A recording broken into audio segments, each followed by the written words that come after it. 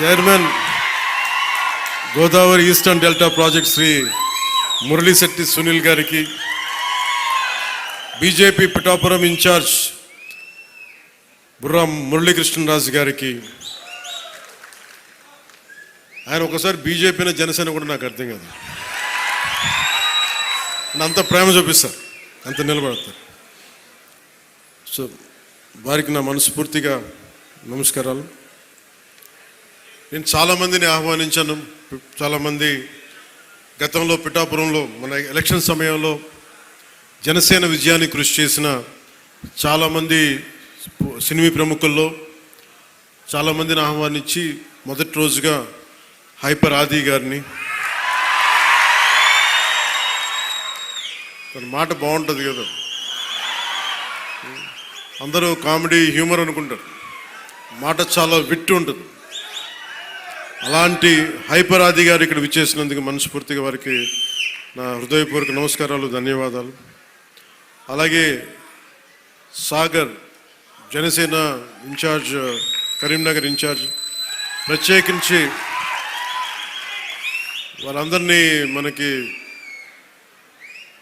TV మాధ్యమాలతో వారికి serials ద్వారా వారు ఆర్కే నాయుడుగా మన ఈ మధ్య సినిమా కూడా చేశాం. ఆయన అసలు పేరు సాగర్ అయినప్పటికీ కూడా ఆయన వేసిన క్యారెక్టర్ ఆర్కే నాయుడుగానే ఆయన ప్రసిద్ధి చెందారు. మనస్ఫూర్తిగా వారికి ప్రత్యేకించి తెలంగాణ నుంచి మీరు మనస్ఫూర్తిగా ఇక్కడికి వచ్చినందుకు నా హృదయపూర్వక ధన్యవాదాలు. తెలంగాణకి ఆంధ్ర ప్రాంత ప్రేమను తీసుకెళ్ళండి. తెలంగాణ సోదరులకి సోదరీమణులకి మనస్ఫూర్తిగా గోదావరి జిల్లాలోకి వచ్చి మన ఆతిథ్యం స్వీకరించమని మనస్ఫూర్తిగా మీరు తెలియజేయండి. ఏదైనా కూలగొట్టేయడం చెడగొట్టేయడం చాలా తేలిక.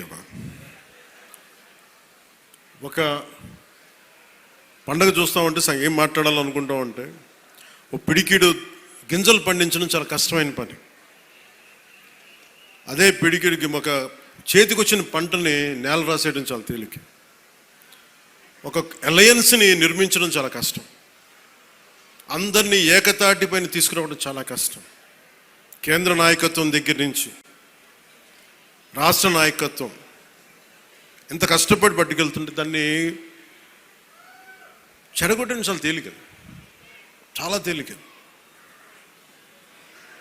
సంక్రాంతి మనం చెప్తుంది ఏంటంటే, ఒక చేతికి ఒక కష్టపడి సంవత్సరం ఒక 6 నెలలు కష్టపడి 4 నెలలు కష్టపడి పంట చేతికి వస్తే ఆనందం తాలూకు నిదర్శనమే సంక్రాంతి పండగ. మనకి ధాన్యం వచ్చింది, ధాన్యం అమ్మగా డబ్బులు వచ్చినాయి. ఈ రోజున మన హరిదాసులు కానీ ఇంతమంది జానపద కళాకారులకు కానీ మనం ఎందుకు ఇస్తాము ఇవన్నీ అంటే, మా దగ్గర అబండెన్స్ ఉంది, మాకు ఒక 10 బస్తాలు పంట ఉంటే మేము 2 బస్తాలు పంచుతామని చెప్పడానికి. అది సంక్రాంతి తాలూకు నిదర్శనం. అంటే అలాగా మీరు ఇందాక మంత్రివర్యులు నారాయణ గారు చెప్తా ఉన్నారు, ఇంకా ప్రపంచంలో ఏ నియోజకవర్గం ఇంకెక్కడా రాదు అండ్ ఏది జరుగు, ఇక్కడ కొబ్బరాకు పడ్డా కానీ పిఠాపురంలో చాలా దారుణం జరిగిపోయింది.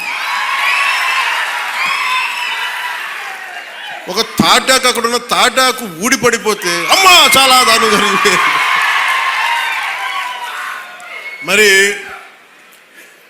గత ప్రభుత్వ నాయకులను అడగండి, వాళ్ళ నియోజకవర్గం అసలు న్యూస్ ఉంటుందా, ఏం జరుగుతుందో కూడా తెలియదు మీకు. పిఠాపురంలో చిన్న చెట్టు మీద వాళ్ళున్న పక్షి ఈక పడినా కానీ అయ్యా బాబోయ్ పక్షి పడి. అంటే ఇది ఎవరిస్తున్నారు మీకు బలం? ఎవరిస్తున్నారు? మీరిస్తున్నారు. చెడు వార్తలకి మీరిస్తున్నారు బలం. ఒకటి మనల్ని తిడుతుంటే మీరు దాన్ని వైరల్ చేస్తే మీరు బలం ఇస్తున్నారు. ఒకటి చెడగొడుతుంటే వచ్చి మీరు ఎదురు ప్రశ్నించకపోతే మీరు బలహీనలు అయిపోతారు. మీరు నాకు ఓట్లేస్తే సరిపోదు అని ఎందుకు చెప్తున్నాను, 5 సంవత్సరాల పిఠాపురంలో గత ప్రభుత్వంలో ఒక్కసారి మీరు ప్రతి ఒక్కరు, మేధావులు చాలామంది ఉన్నారు,